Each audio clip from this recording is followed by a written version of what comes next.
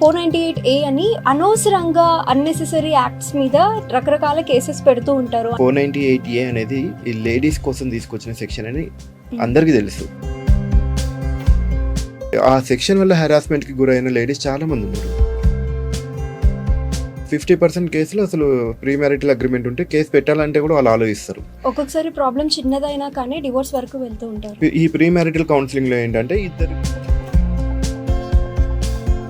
Actually ఈ రోజున్న situation ప్రకారం ప్రీ మ్యారిటల్ కౌన్సిలింగ్ మీరు అన్నట్టు 100% కరెక్ట్ యాక్చువల్లీ. హాయ్ హలో నమస్తే, వెల్కమ్ టు ద షో. నా పేరు అక్షర విహారీ.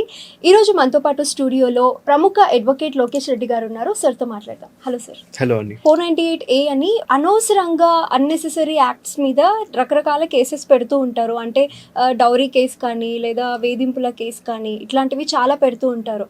హస్బెండ్ మీద పెడతారు, హస్బెండ్ వాళ్ళ మదర్ మీద, పాపం హస్బెండ్ వాళ్ళ సిస్టర్ ఇక్కడ ఉండకపోయినా తన మీద కూడా ఏదో కేసు పెడుతూ ఉంటారు.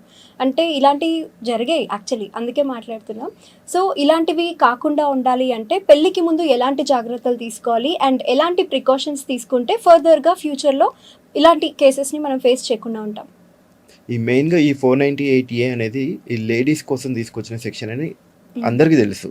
కాకపోతే ఇది వాళ్ళకి వరంగా కాదు, వాళ్ళకే శాపంగా మారుతుంది. ఎందుకంటే ఈ 498A కేసులలో కంప్లైనెంట్గా ఉన్న లేడీస్ కన్నా అక్యూజ్డ్ లిస్ట్లో ఉన్న లేడీస్ ఎక్కువ ఉంటుంది.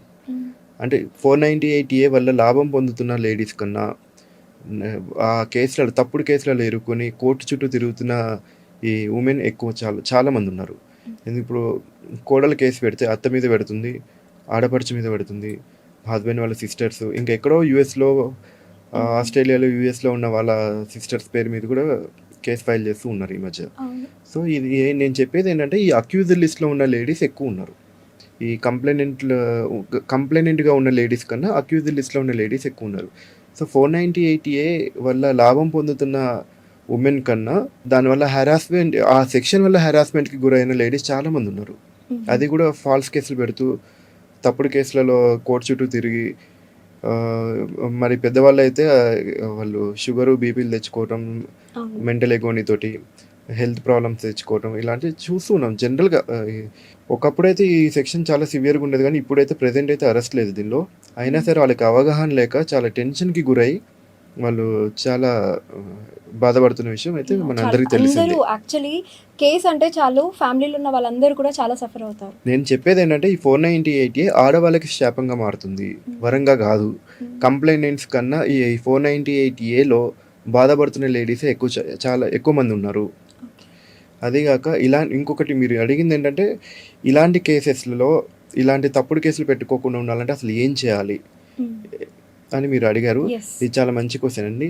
దీనికి ఏంటంటే పెళ్ళికి ముందే మనం ప్రీ మ్యారిటల్ అగ్రిమెంట్ అని ఒకటి ఉంటుందండి. Pre marital agreement and pre marital counselling, ఇవి రెండు తీసుకున్నట్లయితే పెళ్ళికి ముందే ఇరుపక్షాలు కూర్చుని అసలు ఏంటి పెళ్ళి, ఎవరెవరు ఏమనుకుంటున్నారు, ఏమేమి గిఫ్ట్లు వాళ్ళు ఇష్టపూర్వకంగా ఎక్స్చేంజ్ చేసుకుంటున్నారు, ఎలాంటి దౌరికి ఏమైనా డిమాండ్ ఉందా, డిమాండ్ లేదు, ఏమి ఇచ్చారు, వాళ్ళ కూతురికి ఏమైనా నగలిస్తే వాళ్ళు ఇష్టపూర్వకంగా ఇచ్చుకుంటున్నారు కదా, వీళ్ళ సైడ్ నుంచి ఎలాంటి డిమాండ్ లేదు కదా. సో ఇవన్నీ ఒక క్లాజెస్ అన్ని చూసుకొని క్లియర్గా రాసుకొని ఆ ప్రీ మ్యారిటల్ అగ్రిమెంట్ రాసుకున్న తర్వాత మ్యారేజ్కి వెళ్తే ఫ్యూచర్లో మళ్ళీ కట్నం ఇచ్చాం మేము అని చెప్పడానికి కూడా ఉండదు కదా. ఎలాంటి కట్నం ఇవ్వకుండా మేము మ్యారేజ్ చేసుకున్న తర్వాత మళ్ళీ కట్నం ఇచ్చాము మేము, వాళ్ళ కూతురికి ఇచ్చిన బంగారాన్ని కూడా అల్లుడికి ఇచ్చిన కట్నంగా చూపించుకుంటున్నారు ఈ మధ్య అయితే. సో ఇవన్నీ కూడా ప్రీ మ్యారిటల్ అగ్రిమెంట్ తోటి చాలా మటుకు కట్ అయిపోతాయి. 50% కేసులు అసలు ప్రీ మ్యారిటల్ అగ్రిమెంట్ ఉంటే కేసు పెట్టాలంటే కూడా వాళ్ళు ఆలోచిస్తారు. ఇంకోటి ప్రీ మ్యారిటల్ కౌన్సిలింగ్ కూడా అండి. కౌన్సిలింగ్లో కూడా మనం 4 విషయాలు ఉంటాయి మెయిన్గా కౌన్సిలింగ్లో. వైఫ్ జాబ్ చేయాలనుకుంటుందా లేదా అనేది ముందే వాళ్ళిద్దరు కూర్చొని మాట్లాడుకోవాలి. జనరల్గా ఏంటంటే పెళ్ళప్పుడు ఆమె జాబ్ చేస్తూ ఉంటుంది, పెళ్ళి తర్వాత జాబ్ మానేయమని అంటూ ఉంటారు. అలాంటప్పుడు మళ్ళీ ఆమెకి అక్కడే గొడవలు వచ్చేసి విడిపోతుంటారు. తర్వాత వైఫ్ శాలరీ వాళ్ళ పేరెంట్స్కి ఇస్తుందా లేకపోతే ఆమెనే ఉంచుకుంటుందా లేకపోతే వైఫ్ హస్బెండ్కి ఇవ్వాలా, ఇవి కూడా మాట్లాడుకుంటుంటారు.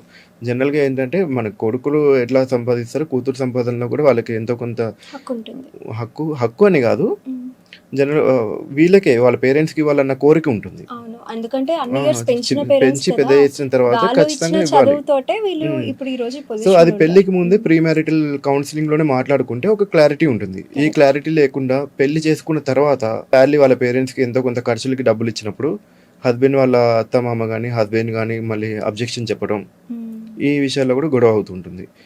సో ఇలాంటివి కూడా ఆగిపోవాలంటే మనం ప్రీ మ్యారిటల్ కౌన్సిలింగ్లోనే ఉంటుంది. తర్వాత మెడికల్ టెస్ట్లు, పెళ్లి తర్వాత హస్బెండ్కి సమ్ ఏదో ప్రాబ్లం ఉందనో లేకపోతే వైఫ్కి సమ్ పీసీఓడి ప్రాబ్లం ఉందని, ఈ ప్రాబ్లం ఉంది, థైరాయిడ్ ఉందనేసి ఇవన్నీ కూడా పెళ్ళికి ముందు చెప్పలేదు, పెళ్లి తర్వాత ఇట్లా రోగం ఉందనేసి ఇన్క్యూరబుల్ డిసీజెస్ ఉన్నాయి, మాకు పెళ్లి చెప్పకుండా నాకు పెళ్ళికి ముందు చెప్పకుండా మమ్మల్ని మోసం చేసి పెళ్లి చేసుకున్నారు అని ఒక్కోసారి వైఫ్ వాళ్ళు అంటారు, ఒక్కోసారి హస్బెండ్ వాళ్ళు అంటారు. ఒక్కొక్కసారి ప్రాబ్లం చిన్నదైనా కానీ డివోర్స్ వరకు వెళ్తూ ఉంటారు. ఈ ప్రీ మ్యారిటల్ కౌన్సిలింగ్లో ఏంటంటే ఇద్దరికి కూడా మనం మెడికల్ టెస్ట్లు మినిమం కొన్ని టెస్ట్లు ఉంటాయి, అవన్నీ కూడా చేయించుకుని టెస్ట్ రిపోర్ట్లు ఒకరికి ఎక్స్చేంజ్ చేసుకుంటే పెళ్ళికి ముందు ఏదైనా సరే ఏదైనా ఉంటే పెళ్ళికి ముందే చెప్పాం కదా, పెళ్లి తర్వాత మళ్ళీ చెప్పకుండా మోసం చేసి పెళ్లి చేశారని అది రాదు. ఒకటి ఏంటంటే ఆస్తుల గురించి జనరల్గా ఏంటంటే ఆ హస్బెండ్కి ఇల్లు ఉందని చెప్పి పెళ్లి చేశారు, పెళ్లి తర్వాత తెలుస్తుంది ఆ ఇల్లు అప్పులు ఉన్నాయని, ఓన్ హౌస్ కాదని, లేకపోతే ఓన్ హౌస్ మరీ అంత అబద్ధాలు చెప్పారేమో కానీ అప్పులు ఉంటాయి జనరల్గా, పొలాలు ఉన్నాయి అవి ఉన్నాయి ఇవన్నీ అన్నీ చూపిస్తారు కానీ అన్ని అప్పులు ఉంటాయి. సో ఇలాంటి కేసెస్లో కూడా ఏదైనా లయబిలిటీస్ కానీ అసెట్స్ ఇవన్నీ కూడా ముందే క్లియర్గా మాట్లాడుకోవడానికి ఒక వేదిక, ఒక ఫెసిలిటేటర్ కావాలి మీకు. సో మంచి ప్రీ మ్యారిటల్ కౌన్సిలింగ్, ఒక మీడియేటర్ని చూసుకొని ప్రీ మ్యారిటల్ కౌన్సిలింగ్ దగ్గరికి వెళ్తే వాళ్ళు క్లియర్గా ఇవన్నీ డౌట్స్ అన్ని క్లియర్ చేస్తారు. ఈ pre marital agreement and pre marital counselling ఈ రెండింటి వల్ల నాకు తెలిసి ఒక 50 to 70% కేసెస్ ఫ్యూచర్లో ఫైల్ కాకుండా ఇంకా వాళ్ళకి ఏమైనా గొడవ వస్తే డైరెక్ట్గా ఇంకా మ్యూచువల్ డైవర్స్కి వెళ్తారు తప్ప ఇలాంటి ఒకళ్ళ మీద ఒకళ్ళు కేసులు పెట్టుకుని కోర్టు చుట్టూ తిరిగి వాళ్ళ లైఫ్ వేస్ట్ చేసుకోరు. యాక్చువల్లీ ఈ రోజున్న సిచ్యువేషన్ ప్రకారం ప్రీ మ్యారిటల్ కౌన్సిలింగ్ మీరు అన్నట్టు 100% కరెక్ట్ యాక్చువల్లీ. అవునండి. ఇప్పుడు రీసెంట్గా ఇప్పుడు 23-22 ఎండింగ్ నుంచి 2022 నుంచి వస్తూ ఉన్నారు ప్రీ మ్యారిటల్ కౌన్సిలింగ్కి. అది కూడా చాలా తక్కువ సంఖ్యలో. జనరల్గా ఏంటంటే ప్రీ మ్యారిటల్ కౌన్సిలింగ్ అనగానే ఎందుకు ఇవి ఎందుకు అది ఎందుకు, ప్రీ మ్యారిటల్ అగ్రిమెంట్ అంటే అసలు సంబంధాలు క్యాన్సిల్ చేసుకునే వాళ్ళు కూడా చాలా మంది ఉన్నారు. అది ఇంకా మన ఇక్కడ వ్యవస్థకి ఇంకా అర్థం కావట్లేదు.